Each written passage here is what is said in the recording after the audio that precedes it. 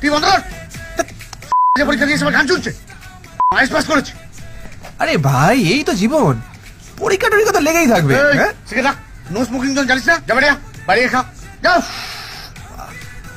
বড় জ্বালাস।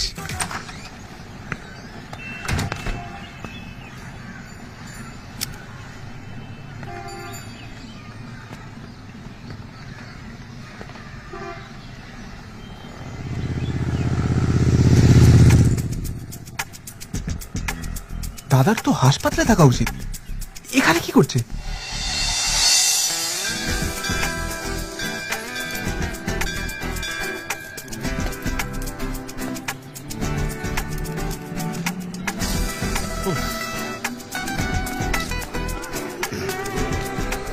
নিশা, আমি বলছিলাম কি যে বলুন। নিশা সেনগুপ্ত, বয়স 28, তালতলায় বাড়ি, কুম্ভ রাশি, সিংহ লগ্ন। আপনার কুষ্টি আমার সঙ্গে আছে। এই যে আপনি?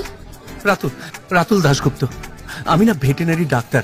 আমি ওই গরু ছাগল এসবের চিকিৎসা করে থাকি, দাসপাড়াতে থাকি। আমার মা আমার জন্য 100টা মেয়ে দেখেছে, একটাও আমার পছন্দ হয়নি। জানেন, আজ নিয়ে 10 দিন আমি আপনাকে ফলো করছি।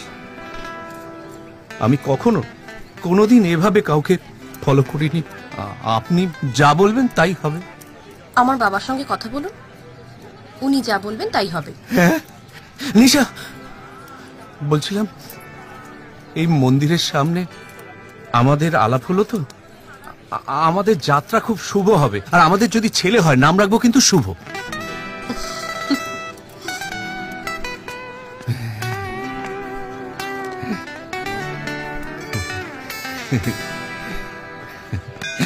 কে তুই এখানে? তুমি এখানে? হ্যাঁ এখানে এখানে এখানে তো কি হয়েছে? তুমি এখানে কি করছো? তোমার তো হাসপাতালে থাকার কথা। তোর তো রাস্তায় রাস্তায় ঘোরার কথা, তুই এখানে কি করছিস? আমি যাই করি না কেন, তুমি কি করছিলে দেখে নিয়েছি। অবস্থা তো খুব খারাপ, যা করার আমাকেই করতে হবে, বুঝতে পারছি। বাঁচাতে কিন্তু তোকেই হবে ভাই। রাতুল আমার বড় ছেলে, তাই আমি ঠিক করেছি ওর বিয়েটাই আগে দেব। হ্যাঁ, আমাদের ঘটকের সাথে কথা হয়ে গেছে। হ্যাঁ, আপনাদের পরিবারের ব্যাপারে সবকিছু জেনে নিয়েছি। আমাদের তরফ থেকে তো কোনো প্রবলেম নেই, শুধু একটা ভালো দিন দেখে বিয়েটা হয়ে গেলেই হলো। কিন্তু আসল কথাটা বলে নেওয়া দরকার, যেমন দাবি দেওয়া। না না না না, এসব ব্যাপারে আপনি একেবারে চিন্তা করবেন না। আমি আমার পুত্রবধূকে আমার বাড়িতে খালি নিয়ে যেতে চাই, আর কিচ্ছু লাগবে না।